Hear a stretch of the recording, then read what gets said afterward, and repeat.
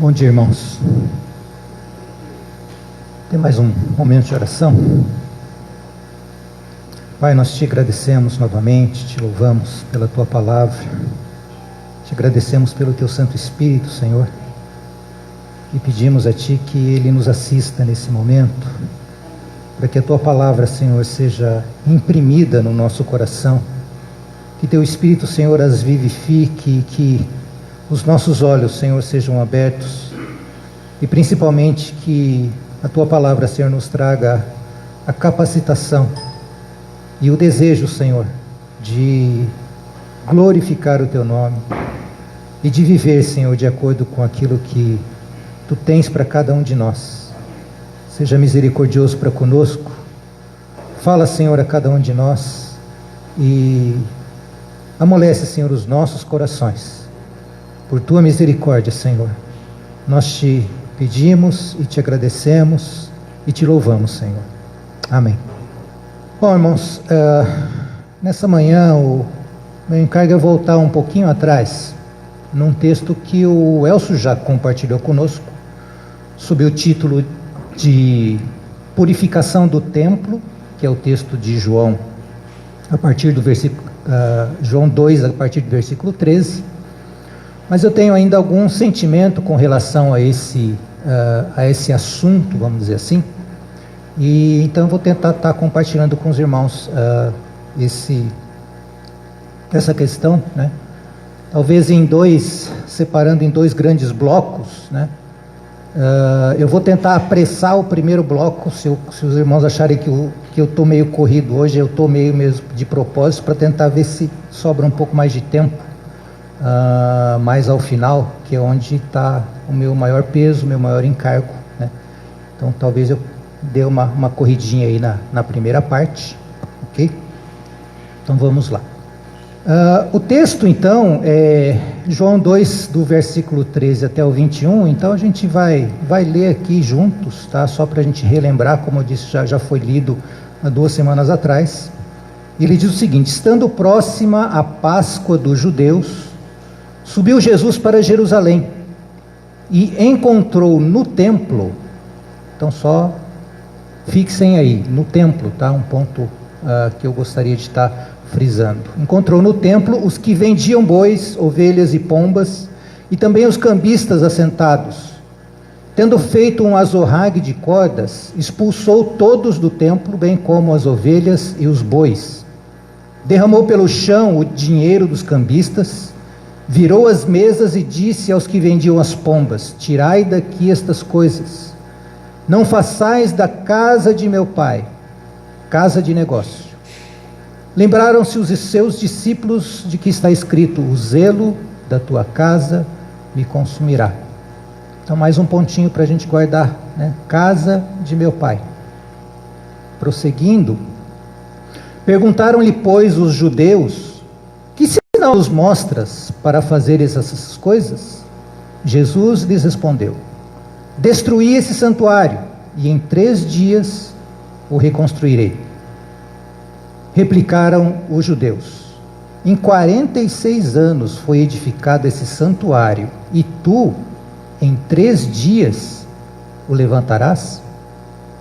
Ele, porém, se referia ao santuário do seu corpo. Então mais um pontinho: templo, casa do Pai, e o Senhor aqui, ele estava se referindo a si mesmo, o santuário do seu corpo, tá? Então nesse texto, em princípio, eu queria deixar assim 2 chaves importantes para esse texto. A primeira, casa de meu Pai, que eu queria ver com os irmãos. O segundo, santuário do seu corpo, ok? E só para a gente ter aqui, fala que uma imagem fala mais do que muitas coisas ou muitas palavras, né? Só que uma ilustração, né? Não quer dizer que foi assim, mas uma ilustração daquilo que Jesus provavelmente fez nesse episódio, né? E eu coloquei aí em vermelho, né? Aquilo que está no texto: o zelo da tua casa me consumirá. Foi um texto que os discípulos lembraram então, né? Quando João estava redigindo o seu evangelho, tá? Então, Como a gente viu, casa do Pai, e esse é o encargo nessa manhã, eu queria centrar um pouco então o aspecto casa do Pai, né, pela qual Jesus tinha um zelo que o consumia. Então, bom, a gente fala de casa de meu pai, mas o que quer dizer casa de meu pai? Por que Jesus tinha um zelo que o consumia, né, com esta casa? Né? Então, pensando nisso, né, eu tentei voltar lá para tentar construir uma ideia do que a Bíblia nos mostra a respeito de casa, casa do Pai. E a Bíblia tem um princípio que muitos estudiosos falam, que é o princípio da primeira menção. Né? Quando é que aparece isso pela primeira vez na palavra? E se a gente for ver isso com relação à casa, ela é citada pela primeira vez na Bíblia, em Gênesis 28, nesses versículos aí que eu estou transcrevendo, né? Que é o sonho de Jacó, que a gente também conhece já muito bem, né? Eu vou ler aqui o que diz esse trecho, e fala, e sonhou Jacó, né? Jacó estava lá fugindo de Esaú, né? Chega à noite, ele faz uma pedra por travesseiro, e fala que ele teve um sonho, e sonhou, e eis posta na terra uma escada cujo topo atingia o céu. Uma escada cujo topo atingia o céu, e os anjos de Deus subiam e desciam por ela. Despertado Jacó do seu sono, disse: na verdade, o Senhor está nesse lugar, e eu não o sabia. E temendo, disse: quão terrível esse lugar! É a casa de Deus, a porta dos céus. Primeira menção da casa de Deus é esse sonho de Jacó. Ele chama de porta dos céus, e a gente vê que tinha uma escada que unia a terra ao céu. Esse era o sonho de Jacó. E ele fala: puxa, que lugar é esse? Um lugar terrível, né? Então, a casa de Deus, primeiramente, ela na sua primeira citação, ela nos dá esses pontos, né? E também, eu estou cheio de ilustraçãozinha hoje, tá, irmãos? Então está aqui uma ilustração do sonho de Jacó, né? De novo, não quer dizer que foi assim, né? Mas Jacó lá despertou, ou ele estava sonhando aqui ainda, né? E uma escada aqui, importante, irmão, essa escada, ela unia céus e terra. Casa de Deus tem relação com união, junção entre terra e céus. E aí, o que é isso? Então vamos lá, tentar lançar algumas bases primeiro com relação a essa questão da casa. Então a casa de Deus, de acordo com esse texto, né? Ela era uma escada ou uma ponte que unia a terra e o céu. Nós cantamos aqui um dos hinos que falava que Deus estava longe, não é? Num céu que era inacessível, intangível, difícil de pegar, difícil de ter uma compreensão do que era Deus. Mas fala que depois esse Deus, ele desce à terra. No sonho de Jacó a gente vê essa escada, então, essa escada ela unia dois mundos, duas realidades, céu e terra. Então, irmãos, primeiro conceito, casa de Deus, une, é uma ponte entre a terra e o céu. Nós que somos terrenos, nós que não somos celestiais, nós que éramos pecadores, nós temos um lugar na casa de Deus, onde essas duas coisas, elas se unem. Terra e céu estão juntos. Se eu quero ter acesso ao céu, eu uso essa escada. E essa escada está onde? Casa de Deus. Primeira menção de casa de Deus tem esse sentido de união de terra e céus. Essa escada traz o céu para a terra, mas também leva a terra para os céus. Mais um ponto. Essa casa é onde nós podemos trazer as realidades celestiais para a terra. Então muitas vezes nós falamos, eu queria ir para o céu, eu queria estar no céu. Irmãos, existe um lugar onde as realidades celestiais podem ser trazidas para a terra, podem ser trazidas para a nossa situação, podem ser trazidas para a nossa vida, e esse lugar se chama casa de Deus.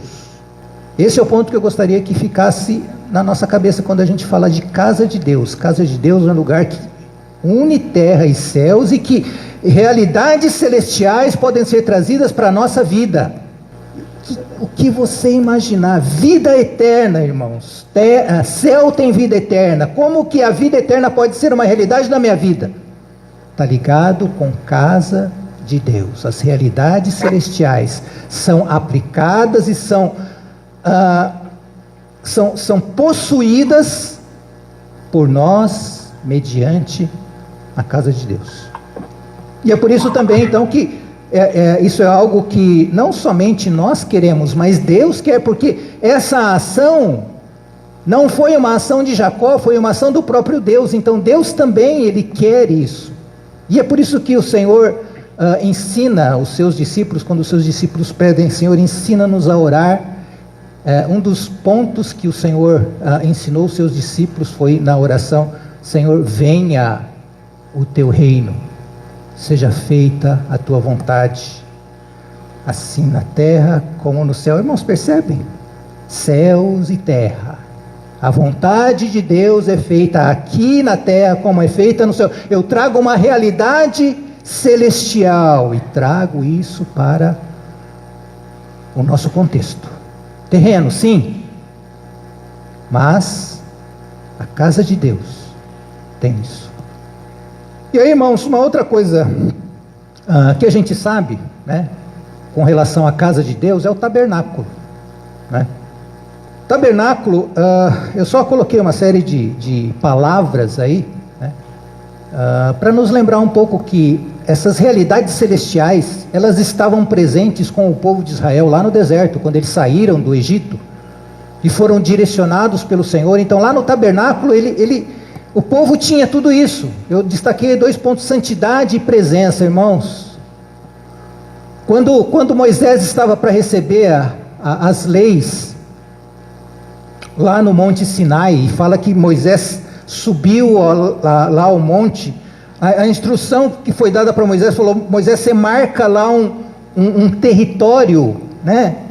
Acho que é como se Moisés falou: bota uma fita zebrada lá ao redor do monte, porque quem passar para lá morre. Eles podem vir até aqui. Isso é sinal do quê? Sinal de santidade, é sinal de que, irmãos, Deus é santo. Deus, ele não se mistura com qualquer coisa. Então, para que quando nós nos aproximamos da casa de Deus, a casa de Deus ela tem em si essa questão de santidade. Deus é santo, assim como a sua casa é santa.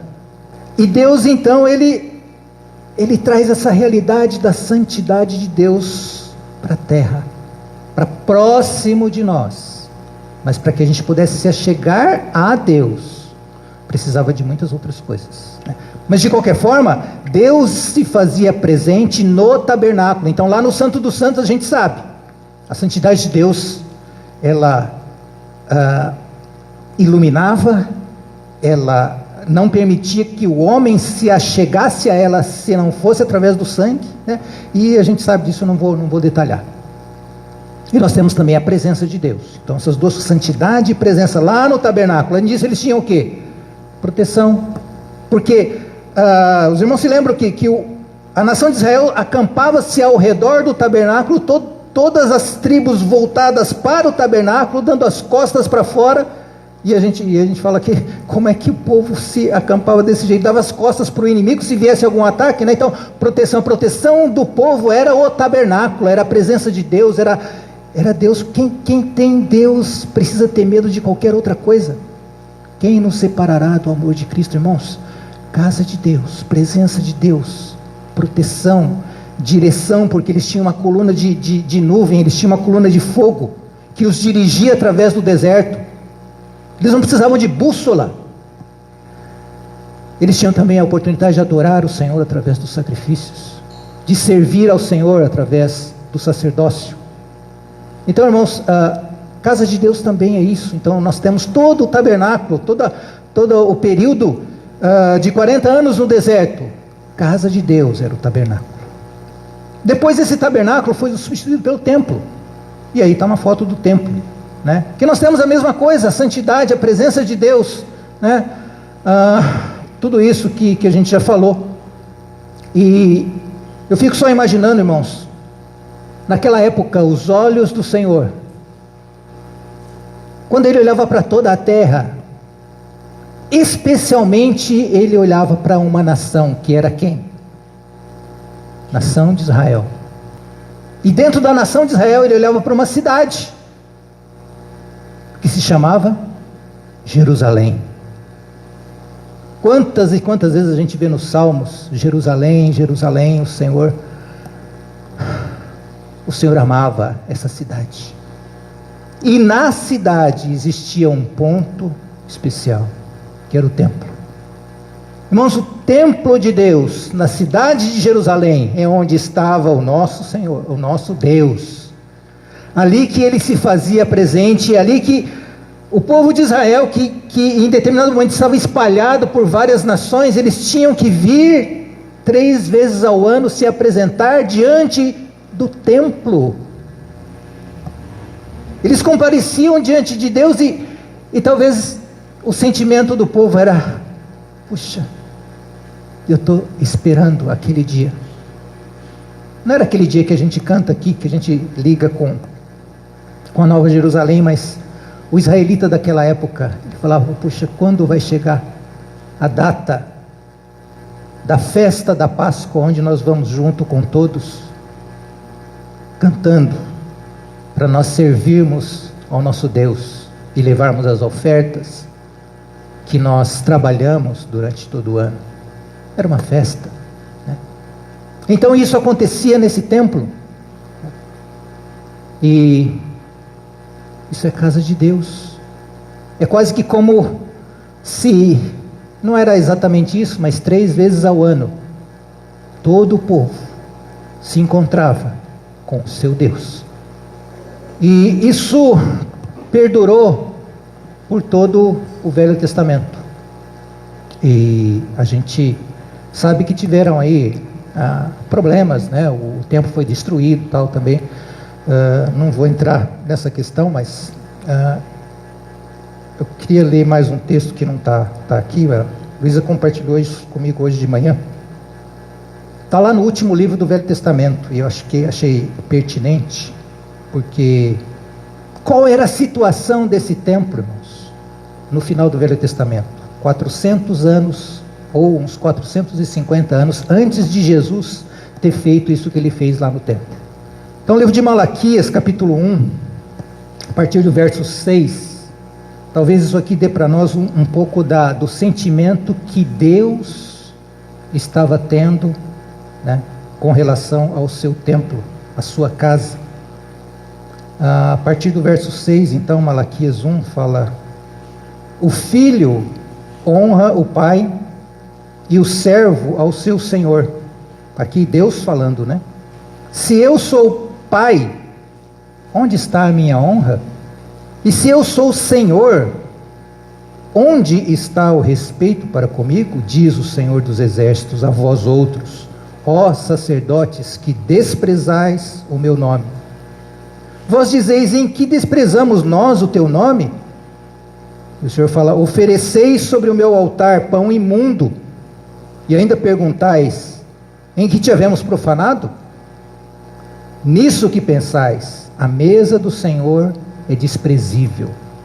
Irmãos, vocês conseguem imaginar os sacerdotes pensando isso? A mesa do Senhor é desprezível.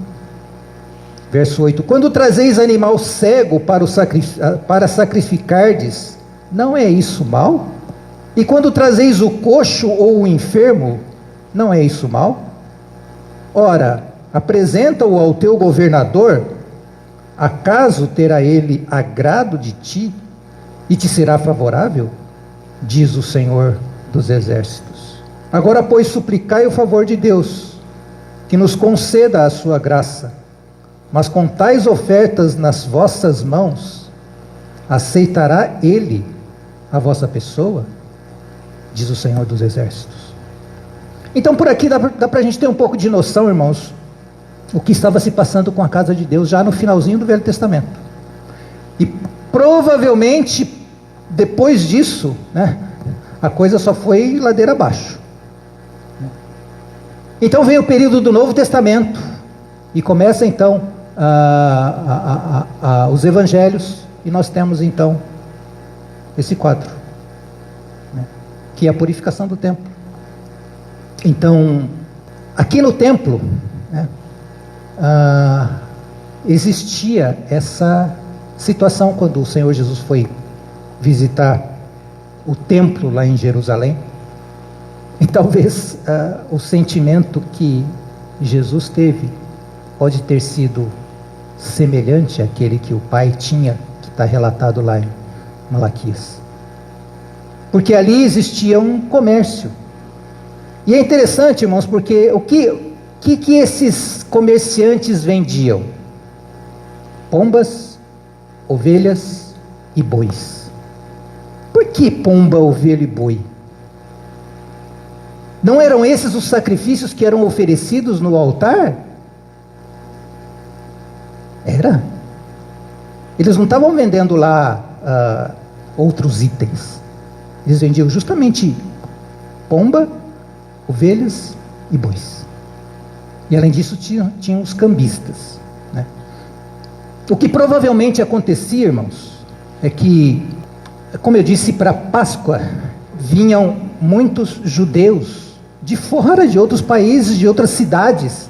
E vocês imaginem que trabalho daria se alguém, por exemplo, tivesse o propósito de oferecer lá em Jerusalém, no templo, um boi, e ele morasse a 400 quilômetros de Jerusalém. O que ele tinha que fazer com esse boi? Ele tinha que levar junto, né? Então alguém teve uma ideia muito boa, falou: puxa, vende lá, faz um mercado de boi, de ovelha, de pomba e beleza, resolve o problema. Então era muito mais prático. Uma outra coisa é que a oferta ela tinha que ser olhada pelo sacerdote. O sacerdote tinha que ir lá olhar, ver, para ver se não era cego, se não era coxo, se não era doente. E aí o sacerdote falava: não, esse animal aqui está aprovado. Botava lá o carimbo, o selo, né? Aprovado pelo sacerdote. E aí ele poderia ser oferecido. Então era uma coisa conveniente. Então a gente pode falar: mas esse era um serviço à comunidade. Mas vocês acham que era isso que estava acontecendo ali no templo? Muito provavelmente não. Se tivesse acontecendo, o Senhor Jesus não ia derrubar a mesa dos cambistas, né? O que provavelmente estava acontecendo é que esse negócio dessa feira que tinha ali, vocês acham que o sacerdote não tinha concordado com isso? Era uma coisa que o sacerdote, os cambistas ali, os vendedores, eles tinham um acordo, tinha lá né? E eles, não, é conveniente então que... E certamente, irmãos, rolava alguma coisa por fora nisso. Porque a gente sabe que os sacerdotes, eles tinham até... eles não eram mais puros. Eles eram colocados ali até por influência do governador, do rei, né? Então, irmãos, passou a existir ali um mercado, que eu coloquei, mercado da fé e da conveniência, né? Então tem o lado daquele que queria aproveitar. Será que não tem alguma coisa parecida com isso hoje nos nossos dias? Mercado da fé. Vamos ganhar dinheiro com isso? Vamos ganhar dinheiro com a fé? Oportunidade. Ok? Então é isso que estava acontecendo lá. Imaginem o coração do Pai e o coração do nosso Senhor Jesus Cristo com essa questão. Então tinha um lado do oportunista, tinha outro lado também do ofertante.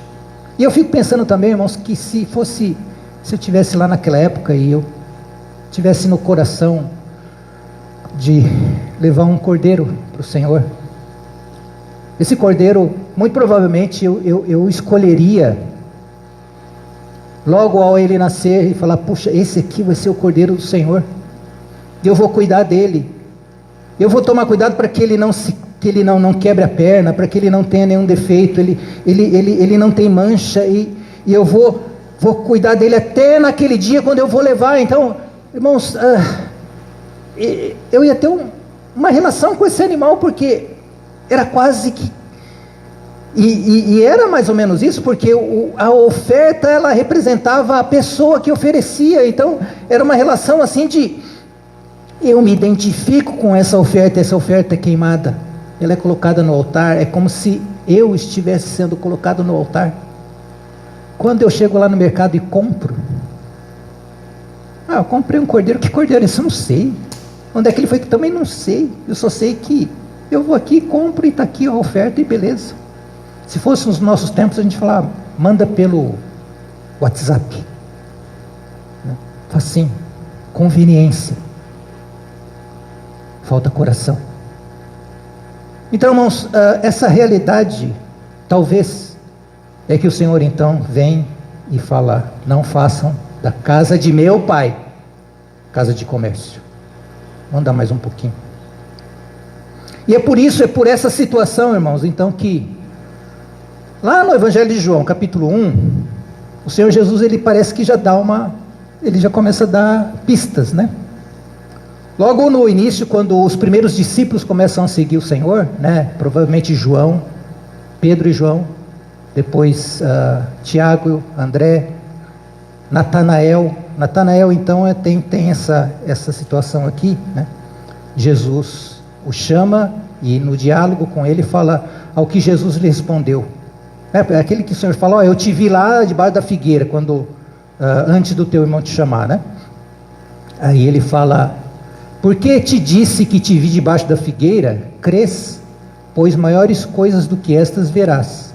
E acrescentou, em verdade vos digo, que vereis o céu aberto e os anjos de Deus subindo e descendo sobre o Filho do Homem. Lembram do sonho de Jacó? Jesus aqui está fazendo referência ao sonho de Jacó. Então assim, sonho de Jacó, casa de Deus, Jesus. Eu sou a casa. Só para a gente fazer a ligação. E aí no texto que nós lemos já também o Senhor fala claramente, ele porém se referia ao santuário do seu corpo. Então o Senhor está falando, o meu corpo é o templo que vocês vão destruir e que eu em 3 dias eu vou reconstruir. Então a casa de meu pai já não é mais esse templo. E depois quando a gente vai lá para capítulo 4 de João, quando Jesus conversa com a mulher samaritana, lá no poço, ele fala, não vai ser mais em Jerusalém ou em outro lugar, os verdadeiros adoradores adorarão o Pai em espírito e em verdade. Então, no Novo Testamento há um rompimento, uma mudança. A casa de meu pai, que era algum lugar físico, passa a ser Jesus.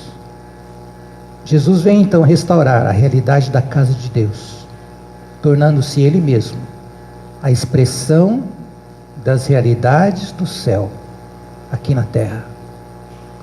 Porque tantas quantas são as promessas de Deus, todas têm nele o sim. Toda a realidade dos céus estão na pessoa de Jesus Cristo, e a gente sabe disso também, é só para a gente lembrarmos.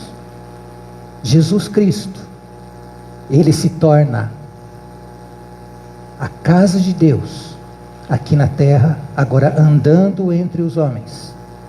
Arrependei-vos porque está próximo o reino dos céus.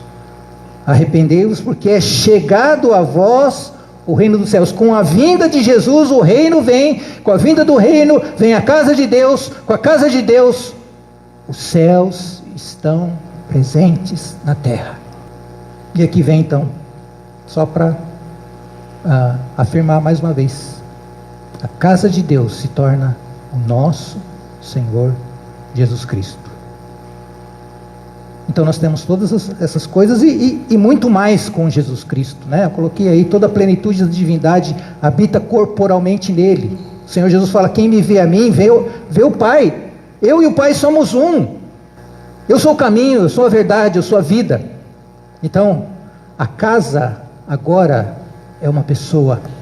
A casa não é mais um lugar físico. Porque o próprio Deus se encarna e tabernacula entre nós, é isso que fala o Evangelho de João. Ele faz a sua morada em nós. Eu não sei se os irmãos se lembram, quando a gente começou a estudar o livro de Êxodo, o irmão que escreveu lá, o Romeu, ele usou um termo engraçado até, né? Ele falou que Deus, ele ficou preso dentro daquele quartinho escuro quando ele se referiu ao Santo dos Santos. E Deus ficava lá restrito, né? Entre aspas, né? Por quê? Porque lá fora não era santo. A santidade estava ali naquele cubículo e Deus queria sair para ter comunhão, mas ele não podia, porque ele era um Deus santo e o seu povo não era um povo santo.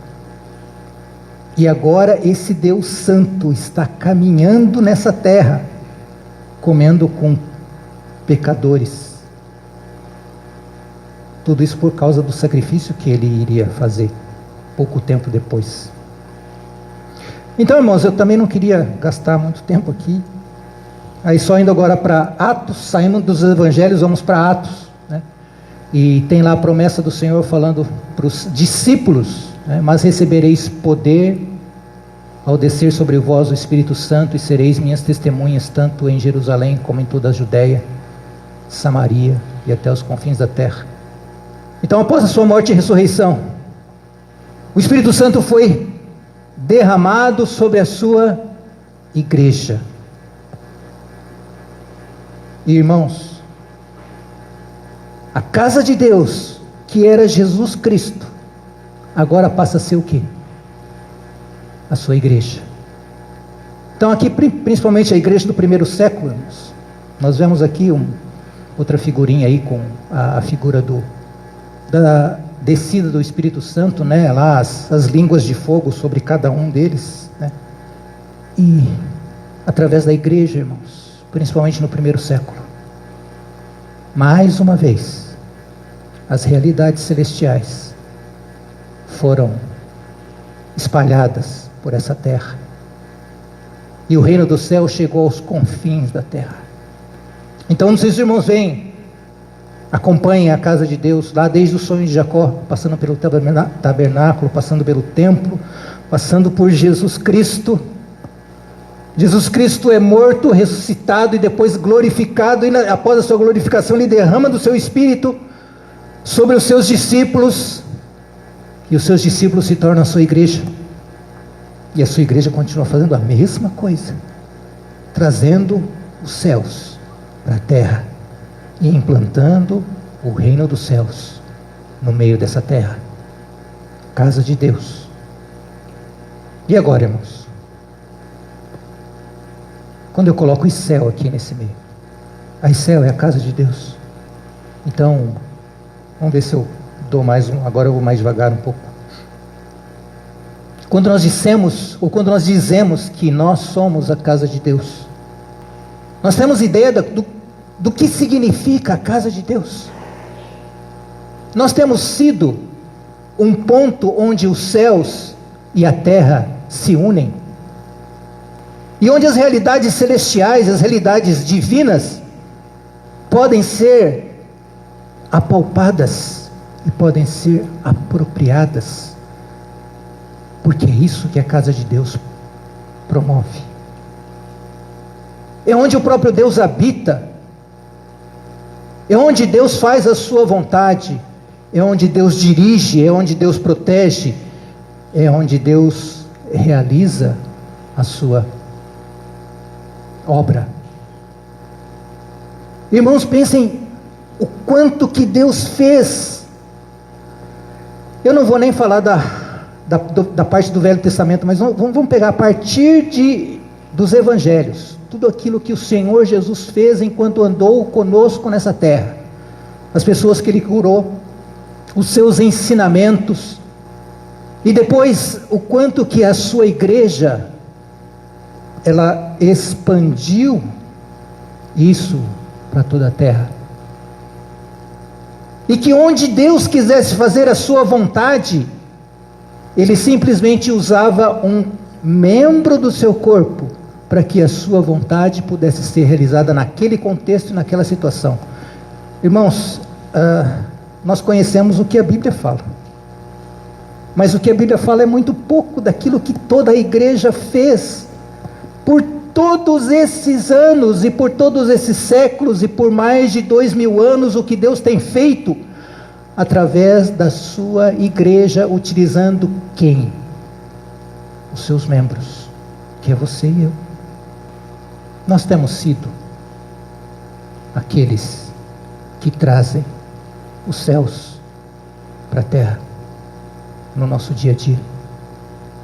Porque aquilo que Deus quiser fazer, Ele vai fazer, através do seu corpo. É muito fácil nós falarmos, Senhor, vai ser feito através da sua igreja. Mas quem é a igreja, irmãos? Você e eu. Se eu e você não fizermos, a igreja não vai fazer. Então,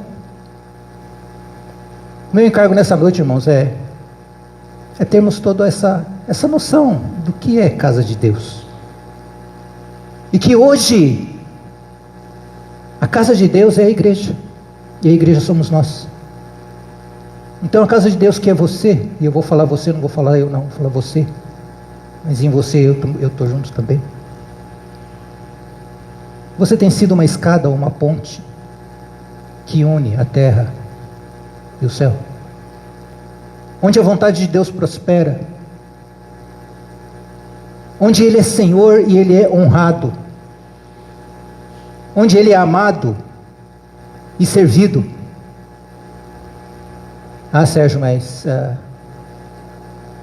isso é muito pesado. É impossível.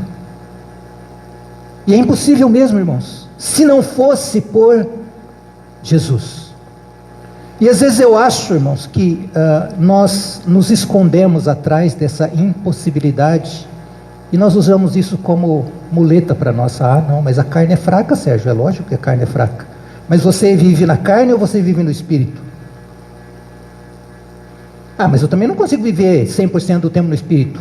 Mas você consegue viver 1 hora no Espírito? Então graças a Deus por essa 1 hora no Espírito. Mas quando você vive no Espírito, andai no Espírito e jamais satisfareis as concupiscências da carne. Irmãos, nós temos vivido assim, e a pergunta não é quanto tempo você vive no Espírito, mas tenho eu vivido momentos no Espírito? Onde então Deus pode realizar a sua vontade através de mim, através de você? O Senhor, Ele continua purificando o seu templo, graças a Deus.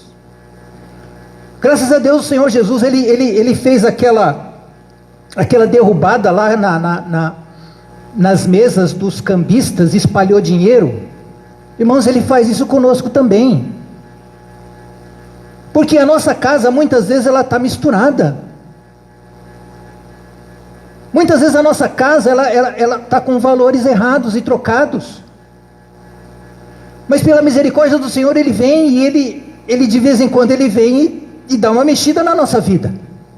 Mas Ele faz isso para que nós façamos o quê? Para que nós nos arrependamos e para que nós consertemos esse negócio. E é gozado, né? Infelizmente, esse episódio da purificação do templo, o Elcio falou isso, o Senhor Jesus fez isso no começo do seu ministério. E fez a mesma coisa lá no final do seu ministério, provavelmente depois de 3 anos, ele volta para o templo, não só, né, mas na ocasião lá, ele volta para o templo e encontra o povo vendendo pomba, ovelha e boi de novo. E ele derruba as mesas de novo. Então, irmãos, eu não queria olhar só para essa questão negativa, vamos dizer assim, porque senão a gente vai ficar só, puxa, que peso, né, que... Mas, então, o nosso futuro, irmãos, a nossa destinação, nós somos criados, nós somos salvos, nós somos colocados para viver nesse mundo e nesse contexto onde nós vivemos, para que nós fossemos sal e luz. Nós não fomos colocados para sermos trevas. E nós fomos colocados para termos essa capacidade de falar, Senhor, age nessa situação. Traz a tua cura que é celestial, traz o teu poder, traz o teu Espírito Santo de poder, de revestimento, e nessa situação, Senhor, manifesta a tua glória, tanto na minha vida, como na vida daqueles que estão ao meu redor, como nas situações que se encontra esse país, nas situações que nós encontramos na nossa casa. Nós temos esse poder, podemos ter essa intrepidez, porque o sangue de Jesus, ele nos cobre a cada momento que nós confessamos os nossos pecados, irmãos. Então, se por acaso você não fez isso hoje, você pode se arrepender e você pode passar a fazer. Então eu posso trazer as realidades celestiais para a terra. O que é trazer realidade celestial, irmãos? É nós apoderarmos, tomarmos posse daquilo que são as promessas de Deus para a tua vida, para a minha vida, para a vida da igreja. Tudo quanto, pois, pedires em meu nome, crendo, recebereis. Ou isso não está escrito na palavra? Ah não, mas isso é teoria. Não é teoria, irmãos. Isso é verdade, é a palavra de Deus. Então, só fazendo um retrospecto, irmãos. Começando lá do sonho de Jacó, passando pelo tabernáculo, pelo templo na época de Jesus, que teve que ser deixado de lado.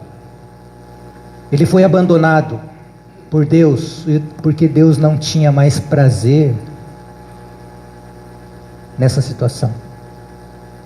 Jesus então vem substituir a casa de Deus. Ele se torna a casa de Deus.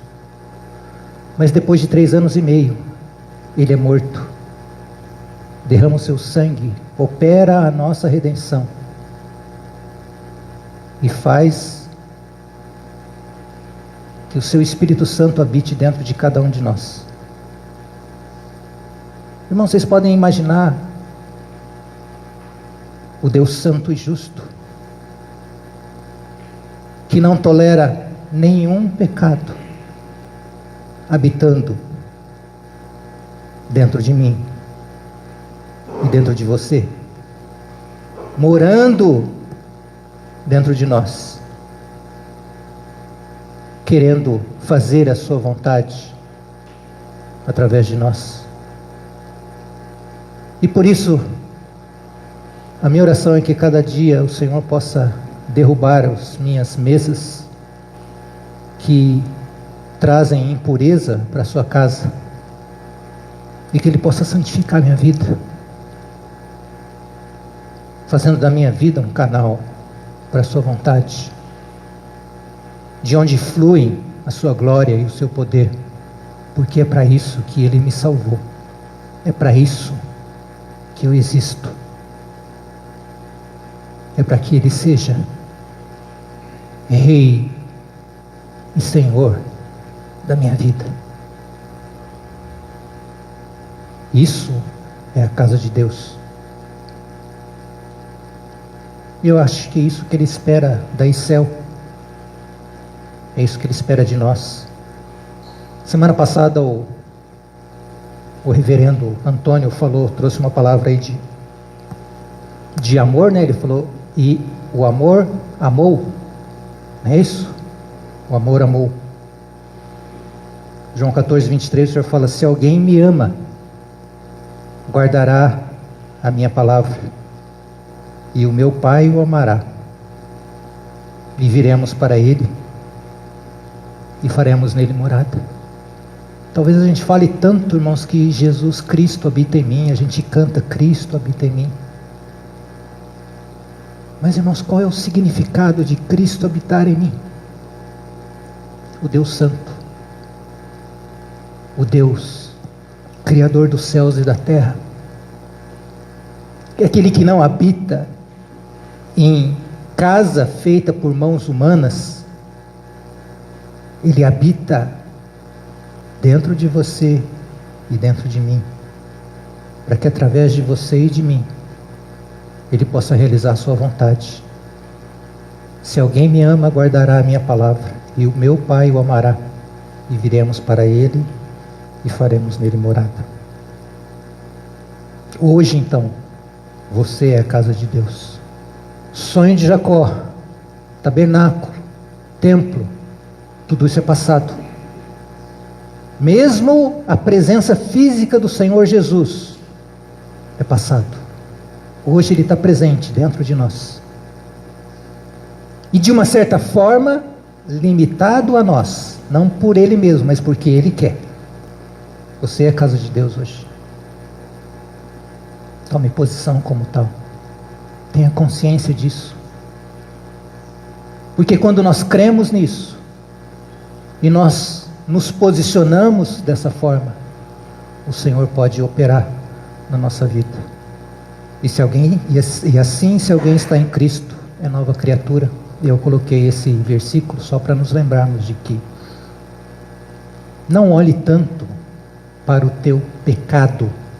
É lógico que você deve confessar os teus pecados, mas não fique no teu pecado, porque você é nova criatura. As coisas antigas já passaram, eis que tudo se fez novo. O próprio Senhor nos capacita e nos possibilita fazermos a vontade dEle. E indo no final, vou deixar aqui alguns conselhos. Que são conselhos, né? Não é para você tomar isso como palavra de Deus, né? Esses dias eu lendo, eu vi uma frase que me fez parar e dar uma pensada. E ela dizia isso aqui: honre a verdade com a prática, ou honre o conhecimento com a prática. Isso quer dizer o quê, né? Quantas coisas nós temos conhecido do Senhor, quantas coisas têm sido trazidas a nós. Agora, como nós honramos esse conhecimento que é dado a nós, que é trazido a nós através da palavra impressa e através da palavra pregada, através de tantos outros meios. Essa frase diz: honre a verdade e o conhecimento através da tua prática. Porque conhecimento que não se pratica se torna orgulho e não presta para nada. Honre o seu Senhor. Honre a verdade com a prática. Outra coisa é que, se realmente queremos fazer alguma coisa, precisamos nos comprometer com ela. Eu tenho tido uma experiência, irmãos, que um tempo atrás eu me dispus por um problema de teor de colesterol mais alto do que eu deveria ter, e bastante mais alto. E o cardiologista me passou um remédio, eu comecei a tomar uns 2, 3 remédios, e comecei a me sentir não muito bem. Eu falei: não vou tomar remédio não. E aí eu falei: não estou aconselhando ninguém a não tomar remédio, tá?